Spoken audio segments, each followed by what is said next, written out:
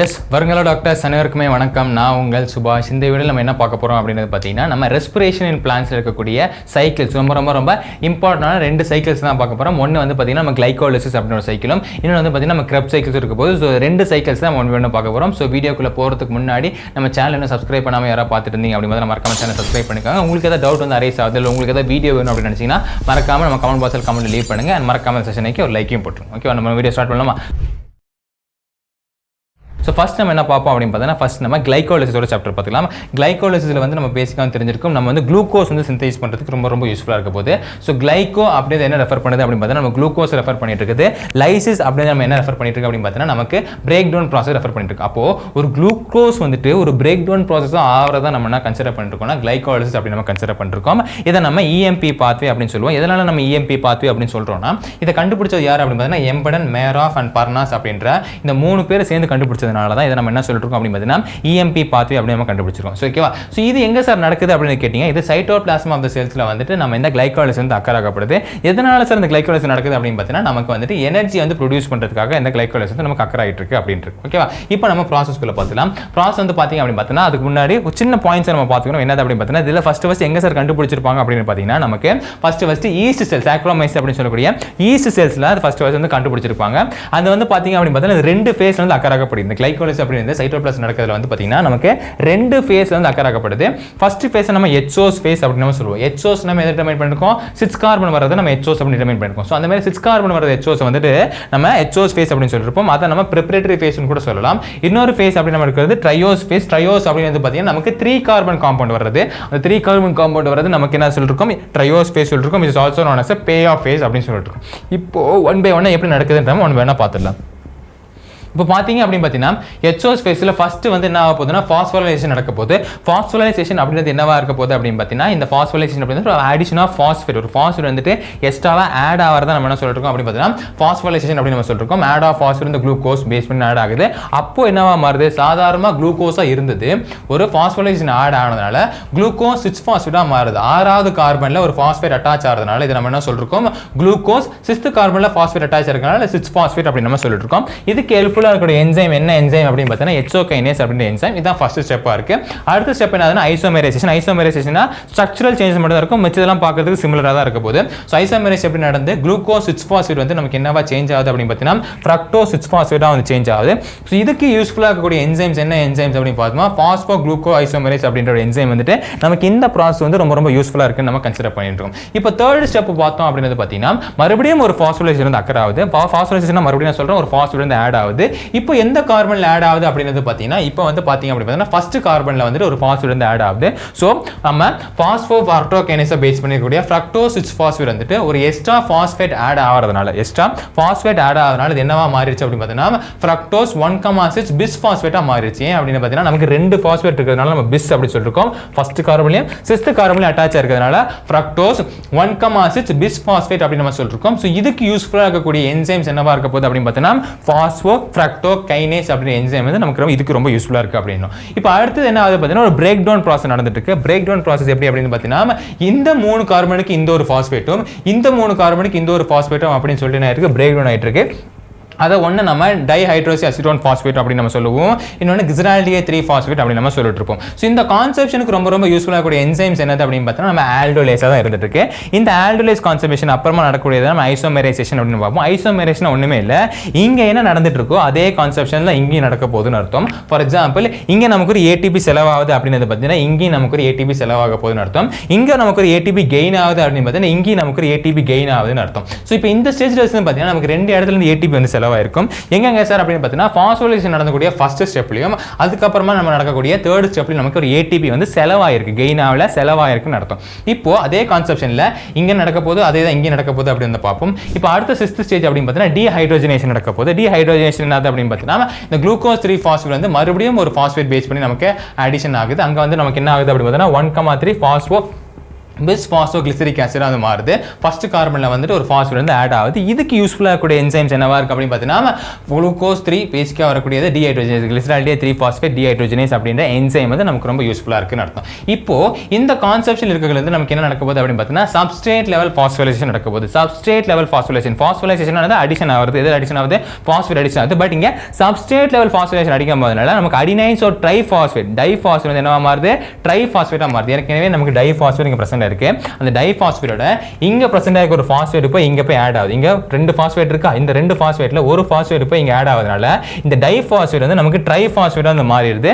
So adenosine triphosphate வந்து மாறுது. இதுக்கு ஹெல்ப்ஃபுல்லாக இருக்கக்கூடிய என்சைம் என்னது அப்படின்னு பார்த்தீங்கன்னா பாஸ்போகிளிசரிக் ஆசிட் வந்து யூஸ்ஃபுல்லாக இருக்கு. இப்போ இது என்னவா இருக்கு அப்படின்னு பார்த்தீங்கன்னா 3 பாஸ்போகிளிசரிக் ஆசிட் வந்து மாறி இருக்கு. இப்போ என்ன இருக்கு? இந்த 3 பாஸ்போகிளிசரிக் ஆசிட் வந்து சேஞ்ச் ஆயிருக்கு. இப்போ இந்த கான்செப்ஷன் பார்த்தீங்க அப்படின்னு பார்த்தீங்கன்னா அடுத்த ஸ்டெப் என்னவா இருக்க போகுதுன்னா மியூட்டேஷன் அப்படின்னு ஸ்டெப் இருக்க போகுது. இந்த மியூட்டேஷன் என்னவா இருக்க போகுதுன்னா ஒண்ணுமே கிடையாது, இந்த சேஞ்சஸ் நடக்க போகுது. என்ன சேஞ்சஸ் நடக்க போகுது அப்படின்னு பார்த்தீங்கன்னா அதோட பொசிஷன் சேஞ்ச் நடக்க போது நம்ம மியூட்டேஷன் அப்படின்னு நம்ம சொல்லுவோம். தேர்ட் கார்பன் அட்டாச் ஆகக்கூடிய பாஸ்பேட் வந்து இப்போ செகண்ட் கார்பன் அட்டாச் ஆயிரும். ஸோ 3 பாஸ்போகிளிசரிக் ஆசிட் வந்து இப்போ 2 பாஸ்போகிளிசரிக் ஆசிடா வந்து மாறுது. இதுக்கு ஹெல்ப்ஃபுல்லாக இருக்கக்கூடிய என்சைம் என்னது அப்படின்னு பார்த்தீங்கன்னா நமக்கு பாஸ்போகிளிசரிக் மியூட்டேஸாக இருக்க போது. பாஸ்போகிளிசரிக் மியூட்டேஸ் அப்படி என்சைம் வந்து யூஸ்ஃபுல்லாக இருக்க போது. இப்போ அது அடுத்து நம்ம இருக்கக்கூடிய என்சைம் என்னது அப்படின்னு பார்த்தீங்கன்னா டீஹைட்ரேஷன். டீஹைட்ரேஷன் என்ன சொல்லியிருப்போம்? டீஹைட்ரேட் ஆகக்கூடாது நம்ம சொல்லிருப்போம். என்ன சொல்லிட்டு இருக்கோம்? வாட்டர் வந்து லாஸ் ஆகிறது நம்ம டீஹைட்ரேஷன் அப்படி நம்ம சொல்லிருக்கோம். ஸோ வாட்டர் லாஸ் ஆகிற ப்ராசஸ் ஆகிட்டு இருக்கு. ஸோ இதுக்கு ஹெல்ப்ஃபுல்லாக இருக்கக்கூடிய ப்ராசஸ் என்னவா இருக்க போது அப்படின்னா எனோலேஸ் அப்படின்ற என்சைம். ஸோ இங்கே வாட்டர் லாஸ் ஆகி என்னவா மாறுதுன்னா பாஸ்போ ஈனால் பைருவேட்டாக வந்து சேஞ்ச் ஆகிட்டு இருக்கு. இப்போ கடைசி ப்ராசஸ் என்ன ஆகுது அப்படின்னு பார்த்தீங்கன்னா மறுபடியும் ஒரு சப்ஸ்ட்ரேட் லெவல் பாஸ்போரைலேஷன் நடக்க போது. மறுபடியும் ஒரு சப்ஸ்ட்ரேட் லெவல் பாஸ்போரைலேஷன் அப்படின்றது பார்த்தீங்கன்னா இங்க இருக்கக்கூடிய பாஸ்பேட் வந்து இந்த அடினோசின் டைபாஸ்பேட்டோட ஆட் ஆகி ட்ரைபாஸ்பேட்டா மாறும். அப்போ இது கடைசி என்னவா ஃபார்ம் ஆகுது அப்படின்னு பார்த்தீங்கன்னா பைருவேட்டா தான் ஃபார்ம் ஆயிட்டு இருக்கு. So end product of glycolysis நம்ம கன்சிடர் பண்றது என்னவா இருக்கு அப்படின்னு பார்த்தீங்கன்னா நமக்கு பைருவேட்டா தான் இருந்துட்டு இருக்குன்னு அர்த்தம். இதுதான் கிளைகோலிசிஸ் ப்ராசஸ் இருந்துட்டு இருக்கும். இதுக்கப்புறம் சக்சஸ்ஃபுல் நடக்கக்கூடிய ப்ராசஸ் தான் நம்ம என்ன சொல்றோம் அப்படின்னு பார்த்தீங்கன்னா கிரப் சைக்கிள் இருந்துட்டு இருக்கு. ஸோ இந்த கிரப் சைக்கிளுக்கு போறதுக்கு முன்னாடி நம்ம இந்த கிளைகோலிசிஸ் நமக்கு என்னெல்லாம் கெயின் ஆயிட்டு இருக்குன்னு ஒரு வாட்டி பார்த்துட்டு போயிடலாம். குளுக்கோஸ்ல வந்து நம்ம 6 கார்பன் காம்பவுண்ட் நம்ம இருக்கிறது வந்துட்டு எப்படி ஃபார்ம் ஆயிடுச்சு அப்படின்னு பார்த்தீங்கன்னா 2 மாலிகூல்ஸ் ஆஃப் என்ன சொல்லியிருந்தேன் இங்க என்ன ஃபார்மேஷன் நடக்குதோ இங்கே என்ன ஃபார்மேஷன் நடக்குதோ அதே தான் இங்கே நடக்க போகுதுன்னு சொல்லியிருந்தேன். So 2 molecules of pyruvic acid வந்துட்டு நமக்கு ஓவரால் ரிசல்ட் கெயினாக வந்து நமக்கு கிடச்சிருக்கு. அதில் 4 ATP 2 NADPH 2 ATP வந்து நம்ம கன்சியூம் பண்ணியிருப்போம். ஸோ அந்த கான்செப்ட் வச்சு பார்த்தோம் அப்படின்னு பார்த்தா நமக்கு 2 ATPயும் 2 NADPH நமக்கு என்ன இருக்குது கெயினாக வந்து கிடச்சிருக்கு. ஸோ இது வந்து நம்ம எலக்ட்ரான் டிரான்ஸ்போர்ட் செயினுக்குள்ளே போகும்போது ஒரு NADH வந்து நமக்கு 3 ATP கொடுக்குற பட்சத்தில் மொத்தமாக கிளைகாலிசிஸ் அப்படின்ற ப்ராசஸ் மூலியமாக எத்தனை ATP வந்து கெயின் ஆகப்படும் அப்படின்னு பார்த்தீங்கன்னா கிட்டத்தட்ட 8 ATP வந்து கெயின் ஆகப்படும். ஸோ இதான் எனக்கு என்ன வந்துருக்கு கிளைகாலிசிஸ் வந்துருக்கு. இதுக்கப்புறம் நம்ம பார்க்கறது கிரெப்ஸ் சைக்கிளா இருக்கு. சோ கிரெப்ஸ் சைக்கிள்ஸ் பார்த்தோம் அப்படினது பாத்தீங்கன்னா இது யார் கண்டுபிடிச்சிருப்பார் அப்படி பார்த்தீங்கன்னா சார் அடால்ஃப் கிரெப்ஸ் வந்து கண்டுபிடிச்சிருப்பார். என்ன கண்டுபிடிச்சிருப்பார் அப்படி பார்த்தீங்கன்னா 1937 அன்னைக்கு கண்டுபிடிச்சிருக்காரு. And it's continuations of glycolysis cytoplasm நடந்துருக்கு.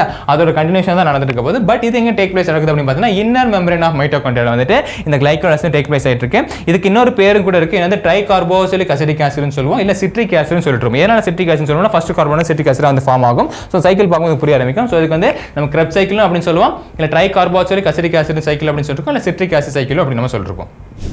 ஸோ இது வந்து என்ன ஆகுதுன்றது பார்ப்போம்.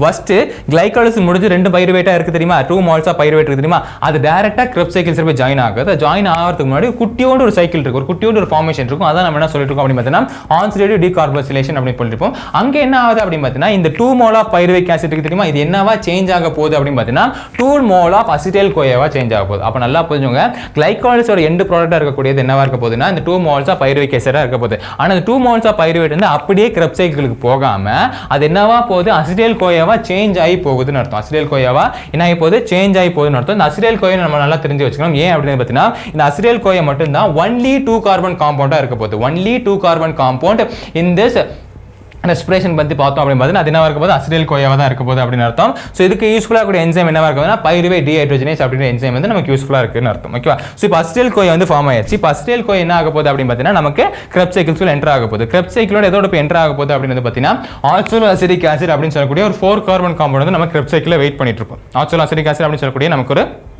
4 கார்பன் காம்பவுண்ட் நமக்கு வெயிட் பண்ணிட்டு இருக்கோம். ஸோ அவனோட போய் வந்து சேர்ந்துட்டு என்ன ஆகுது அப்படின்னு பார்த்தீங்கன்னா சிட்ரிக் ஆசிட் சைக்கிளாக வந்து மாறிடுது 6 கார்பன் ஃபேஸில். ஓகே, அசிடைல் கோயன்றது நமக்கு 2 கார்பன் காம்பவுண்ட், ஆக்சோலோ அசிடிக் ஆசிட் நம்ம 4 கார்பன் காம்பவுண்ட் தெரியும்.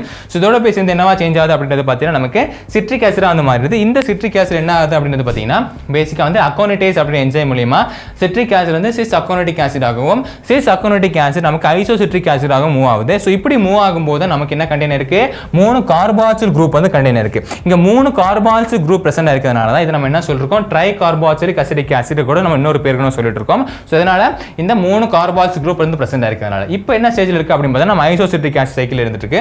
இப்போ ஐசோசிட்ரிக் ஆசிட்லேருந்து என்னவா சேஞ்ச் ஆக போகுதுன்னு பார்த்தீங்கன்னா ஆல்ஃபா கெட்டா குல்டாரிக் ஆசிடா சேஞ்ச் ஆக போகுது. இதுக்கு யூஸ்ஃபுல்லாக கூடிய என்சைம் என்னவா இருக்க போகுது அப்படின்னு பார்த்தீங்கன்னா நமக்கு ஐசோசிட்ரிக் டீஹைட்ரோஜனேஸ் அப்படின்னு என்சைம் யூஸ்ஃபுல்லாக இருக்க போகுது.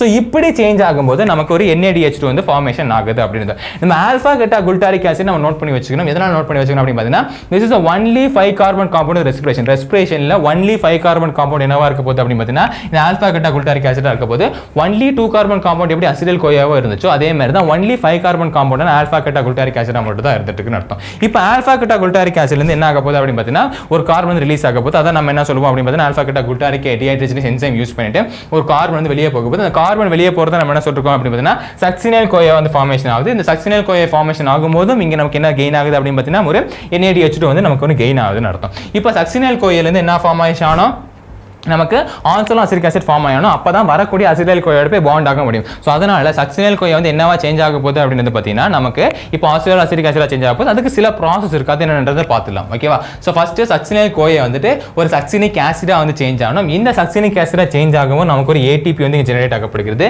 இதுக்கு யூஸ்ஃபுல்லாக கூடிய என்சைம்ஸ் என்னவா இருக்குன்னா சக்சினில் கோயா சிந்தேஸ் அப்படின்னு என்சைம் வந்து நமக்கு இது ரொம்ப யூஸ்ஃபுல்லாக இருக்குன்னு அர்த்தம். இப்போ அடுத்தது பார்த்தீங்க அப்படின்னு பார்த்தீங்கன்னா நமக்கு சக்சினிக் ஆசிட்லேருந்து ஒரு ஃபிமாரிக் ஆசிட் வந்து சேஞ்ச் ஆகுது. இந்த ஃபிமாரிக் ஆசிடா சேஞ்ச் ஆகும்போது நமக்கு ஒரு FADH2 NADH2 கிடையாது, ஒரு FADH2 வந்து நமக்கு சிந்தேஸ் ஆகுதுன்னு அர்த்தம். ஸோ இது யூஸ்ஃபுல்லாக இருக்கக்கூடிய என்சைம்ஸ் என்னவா இருக்கு அப்படின்னா சக்சினி டீஹைட்ரோஜனேஸ் அப்படின்ற காம்ப்ளெக்ஸ் வந்துட்டு நமக்கு யூஸ்ஃபுல்லாக இருக்கு. இப்போ ஃபியூமாரிக் ஆசிட்லேருந்து நமக்கு என்ன சேஞ்ச் ஆகுது அப்படின்னு பார்த்தா நமக்கு மேலிக் ஆசிடா சேஞ்ச் ஆகுது. இதுக்கு யூஸ்ஃபுல்லாக இருக்கிற என்சைம்ஸ் என்னவா இருக்க போது நம்ம ஃபியூமரேஸ் அப்படின்ற என்சைம் வந்து யூஸ்ஃபுல்லாக இருக்கு. அதுக்கப்புறமா மேலிக் ஆசிட்லேருந்து நமக்கு மறுபடியும் ஆச்சோலோ அசிட்டிக் ஆசிட் அது சேஞ்ச் ஆகுது. இந்த ஆச்சோலோ அசிட்டிக் ஆசிட் தான் ஃபர்ஸ்ட் ஃபார்மேஷன் பார்த்தோம் தெரியுமா, அசிட்டிக் ஆசிடோட போய் சேரும் அப்படின்னு சொல்லிட்டு மறுபடியும் அசிட்டிக் ஆசிட் போய் சேஞ்ச் ஆகிட்டு இந்த சைக்கிள் அப்படியே கண்டினியூ ஆகிட்டே இருக்க போதும். ஸோ இதுக்கு யூஸ்ஃபுல்லாக இருக்கக்கூடிய என்சைம்ஸ் என்னவா இருக்க போது மேலே டீஹைட்ரோஜனேஸ் அப்படின்னு என்சைம் யூஸ்ஃபுல்லாக இருக்கு. ஸோ கடைசி ஸ்டேஜ் நடக்கும்போது மறுபடியும் நமக்கு ஒரு NADH2 வந்து ஃபார்மேஷன் ஆகுதுன்னு அர்த்தம். ஸோ இதெல்லாமே தான் கிரப் சைக்கிள்ஸை பேஸ் பண்ணி நம்ம நடந்துட்டு இருக்குதுன்னு அர்த்தம். ஸோ கிரப் சைக்கிள்ஸோட நெட் கெயின் எவ்வளோ இருக்குன்றது பார்த்தீங்க அப்படின்னு பார்த்தீங்கன்னா ஒரு NADH2 வந்து நமக்கு 3 ATP வந்து கிடைக்கும் அப்படின்னு பார்த்துருப்போம். அதே மாதிரி இங்கே ஒரு FADH2 வந்து ஃபார்மேஷன் இருக்கு. அந்த ஒரு FADH2 வந்து நமக்கு 2 ATP வந்து கெயின் ஆகிற மாதிரி இருக்கும். ஸோ இந்த ஸ்டேஜஸ் வந்து நம்ம பார்த்தோம் அப்படின்னு நமக்கு 3 NADH வந்து கிடைச்சிருக்கும். ஸோ 3 NADH வந்து 9 ATP கொடுத்துட்டு இருக்கு. நமக்கு ஒரே ஒரு FADH தான் கொடுத்துருக்கும். ஸோ ஒரே ஒரு FADH நமக்கு 2 ATP பேசிக்கலி பார்த்துருப்போம். ஸோ 2 FADH கான்செப்ட்ல இருந்து பார்த்தோம் அப்படின்னு பார்த்தீங்கன்னா நமக்கு 4 ATP கிடைச்சிருக்கும். அண்ட் ஒரு ATP தான் கிடைச்சிருக்கு. 2 மோல் நடக்கிறதுனால நமக்கு 2 ATP கான்செப்ட்ல பார்த்தோம் அப்படின்னு பார்த்தீங்கன்னா டோட்டலா நம்ம நெட் கெயின் ஆஃப் கிரப் சைக்கிள்ஸ் மட்டும் எடுத்து பார்த்தோம் அப்படின்னு பார்த்தீங்கன்னா கிட்டத்தட்ட 24 ATP வந்து கிடைச்சிருக்கு போது. ஓகேவா? ஸோ இந்த கால்குலேஷன்ஸ் எல்லாம் பார்த்து வச்சோம். இந்த கால்குலேஷன் பேஸ் வச்சு இந்த क्वेश्चंस வந்து அரேஞ்ச் பண்ணப்படுவாங்க. ஸோ இது ரொம்ப ரொம்ப இம்பார்ட்டன்ட் கான்செப்ட். நம்ம நீட் கான்செப்ட் எது கேன்சல் தெரியுமா, மெத்தட் கேன்சல் தெரியுமா, ஸோ அதுலேயும் கூட இந்த மாதிரி டைப் ஆஃப் क्वेश्चन கேட்டிருந்தாங்க. ஸோ உங்களுக்கு யூஸ்ஃபுல்லாக இருந்துச்சு அந்த வீடியோ இல்லை அப்படின்றத மறக்காம கமெண்ட்ல லீவ் பண்ணுங்க. இந்த மாதிரி கண்டென்ட் பார்க்கணும்னு நினைச்சீங்கன்னா வேதாந்த நீட் தமிழை சப்ஸ்கிரைப் பண்ணுறது மட்டும் இல்லாமல் இந்த செஷனுக்கு ஒரு லைக்கையும் போட்டுருக்கேன். மறுபடியும் சந்திப்போம். பாய்.